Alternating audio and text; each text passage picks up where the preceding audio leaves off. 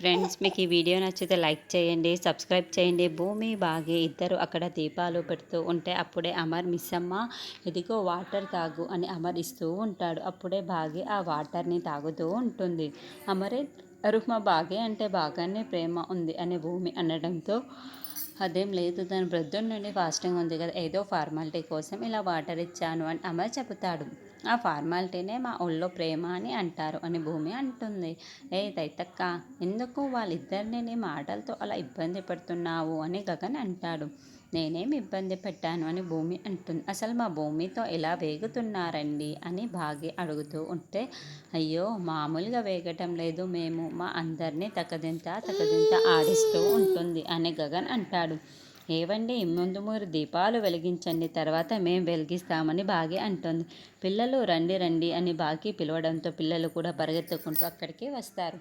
అందరూ దీపాలు వెలిగించి కళ్ళు మూసుకొని మనోహరి చప్పుడు చేయకుండా బాబు తెచ్చిన ఆ ప్రమాదకరమైన ఆయిల్ని తీసుకువచ్చి అక్కడ వాటిలో కలిపేస్తూ ఉంటుంది. భూమి వాళ్ళ అమ్మ శోభచంద్ర ఏడుస్తూ ఉంటే ఆవిడ బాధకి కారణం ముమ్మాటికి నువ్వే బాలిక, నువ్వే అని గుప్తా గారు అంటాడు. ఆవిడ బాధను నేను తీరుస్తాను అని ఆరు అంటుంది. ఎలా బాలిక అని గుప్తా గారు అడుగుతూ ఉంటాడు.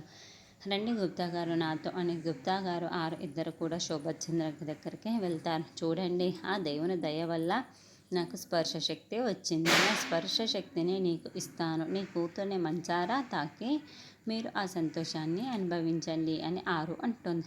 అప్పుడు గుప్తా గారు ఒక్కసారిగా చాలా కంగారు పడిపోతే, ఏమిటి బాలిక, ఏం మాట్లాడుతున్నావు? నీకున్న స్పర్శ శక్తిని ఇచ్చివేసినచో నీ స్పర్శ శక్తిని పొందలేవు.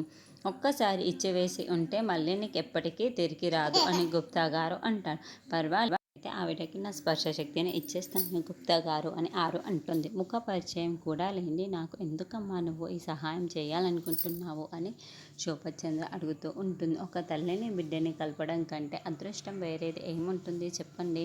దీనికి ముఖ పరిచయం అవసరం లేదు. తల్లి లేని నాకు ఆ తల్లి విలువ ఏంటో నాకు చాలా బాగా తెలుసు, కాబట్టి నేను ఇస్తాను, తీసుకోండి అని ఆరు అంటుంది.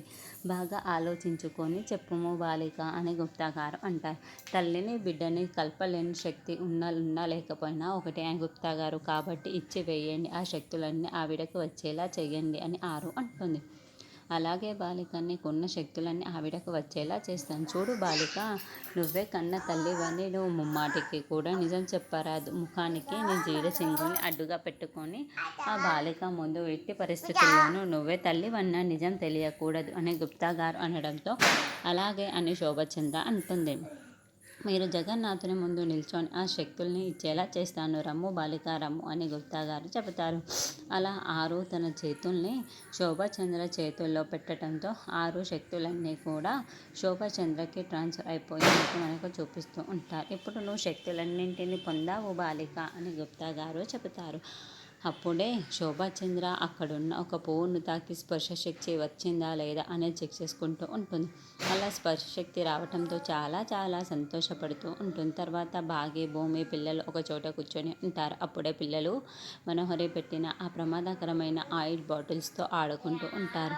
ఇదంతా చూస్తున్న మనోహరి, అబ్బా వీళ్ళేంటి ఇలా పట్టుకుని బాటిల్స్తో ఒకరి చేతులు ఒకరు పట్టుకొని అలా మార్చుకుంటున్నారు అని టెన్షన్ పడుతూ ఉంటుంది. భూమి, నాకు ఎలాగో పెళ్ళైపోయింది, నువ్వు కూడా ఆ 6 అడుగుల రాజానుభావునే పెళ్లి చేసుకోవాలి అని బాగి చెబుతూ ఉంటే భూమి మురిసిపోతూ ఉంటుంది. అయినా వాళ్ళిద్దరూ మనతో పాటే దీపాలు పెట్టారే, అస్సలు వాళ్ళు మన మాట వింటారని అనుకోలేదు. నువ్వు గగన్ గారిని ఒప్పించావే, అది హైలైట్ అని బాగి చెబుతూ ఉంటే పోవే అని భూమి మురిసిపోతూ సిగ్గుపడుతూ ఉంటుంది. అప్పుడే శోభచంద్ర చీర చెంగుల్ని ముసుగులాగా కప్పుకొని భూమిని కప్పుకుంటూ ఉంటుంది. అప్పుడే పోతూ ఉంటే అప్పుడే భూమి ఉన్నట్లుండి శోభచంద్రని అమ్మ అని పిలవటంతో శోభచంద్ర ఒక్కసారిగా ఆగిపోయి భూమి వైపుకు చూస్తూ ఉంటుంది. అమ్మ, నీ కళ్ళు అచ్చమ్మ అమ్మ కళ్ళలాగానే ఉన్నాయి అని భూమి చెబుతూ ఉంటే దూరం నుండి ఆరో గుప్తా గారు ఇదంతా చూస్తూ సంతోషిస్తూ ఉంటారు. ఏంటి గుప్తా గారు, శోభచంద్ర గారు భూమికి కనిపిస్తుందా అని ఆరు షాకింగ్గా